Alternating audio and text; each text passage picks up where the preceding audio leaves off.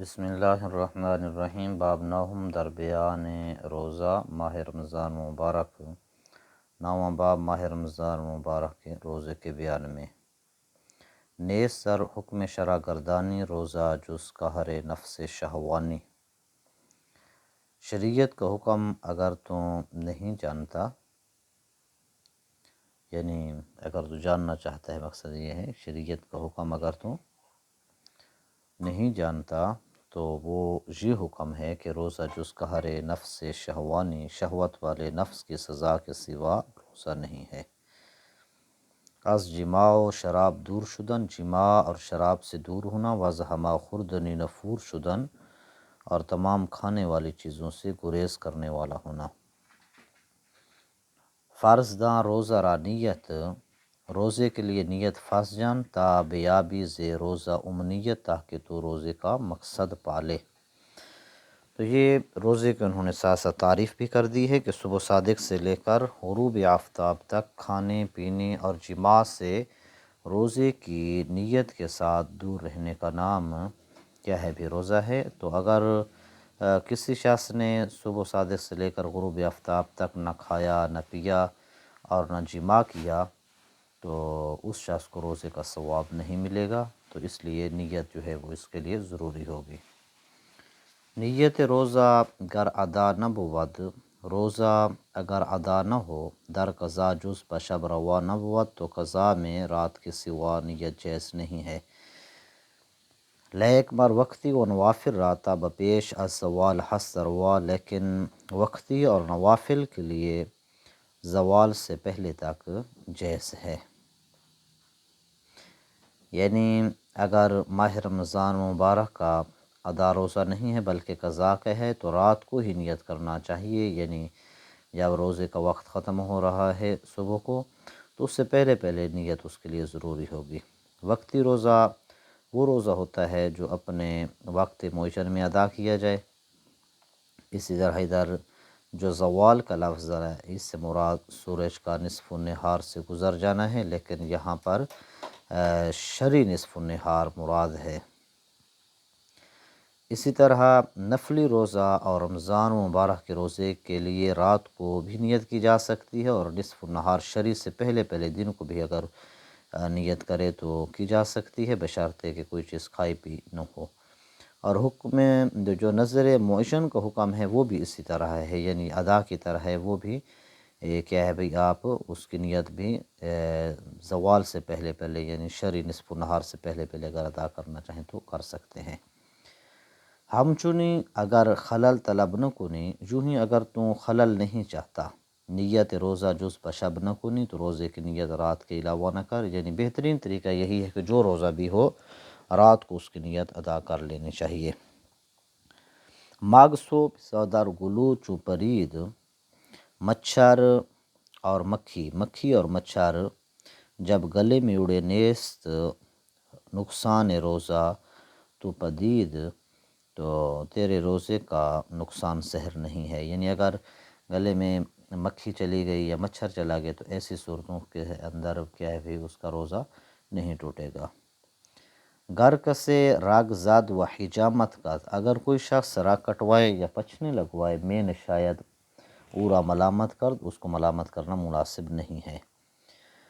نمک و سرکہ کے کس دہاں بچشید، نمک اور سرکہ منہ سے چکھا تو روزہ باقی ہے، روزہ باقی است، در فرون کشید، اگر گلے سے نیچے نہیں اتارا یعنی اگر نگل نہیں گیا تو اس کا روزہ باقی ہو، محض چکھنے کے ساتھ روزہ نہیں ٹوٹے گا۔ لیکن روزہ باقی بود ولے مکروہ، روزہ باقی ہے اور لیکن مکروہ است، کراہت مباش بے اندوہ، تو کراہت سے بے خوف نہ ہونا چاہیے۔ یعنی یہ سوچ کر کہ چکھنے سے روزہ نہیں ٹوٹتا، بلا ضرورت کوئی چیز چکھنی نہیں چاہیے، آخر کراہت تو موجود ہے، اس سے بھی حتی الامکان بچنا ضروری ہے۔ ورکنی مسا روغن و سرما بر سر و چشم نیستت جرمہ، اور اگر تو سر پر تیل لگائے اور آنکھوں میں سرما لگائے تو نیستت جرمہ، تجھ پر کچھ گناہ نہیں ہے، یعنی روزے کی حالت میں تیل لگانا اور سرما آنکھوں میں لگانا، اس سے روزے کو اندر کوئی کسی قسم کی خرابی لازم نہیں آتی۔ نان کے از بہر طفل می خائن، روٹی جو بچے کے لیے چباتی ہیں، علماء اندری چے فرماید، علماء اس میں کیا فرماتے ہیں؟ گر ضرورت بود روا باشد، اگر مجبوری ہو تو جائز ہے، بے ضرورت چنی خطا باشد، مجبوری کے بغیر اس طرح غلطی ہے۔ یعنی بچہ ہے جو روٹی چبائے بغیر نہیں کھا سکتا، اور جو ادھر عورتیں ہیں یا مرد ہیں وہ سب کے سب روزے کے ساتھ ہیں، تو اس مجبوری کے تحت اگر بچے کو کوئی مرد یا عورت روٹی چبا کر کھلا دے تو اس میں کوئی مضائقہ نہیں ہے، اگر مجبوری نہ ہو تو پھر غلطی ہے، پھر نہیں کھلانا چاہیے۔ با فراموشی ارکنی و خوری، اگر تو بھول کر جمع کرے یا کھا لے تو ہست ہر دو ترا ہنی و مری، تو یہ دونوں چیزیں تجھے خوشگوار اور مبارک ہیں، یعنی بھول کر جمع کرنے سے یا کھانے اور پینے سے روزہ نہیں ٹوٹتا۔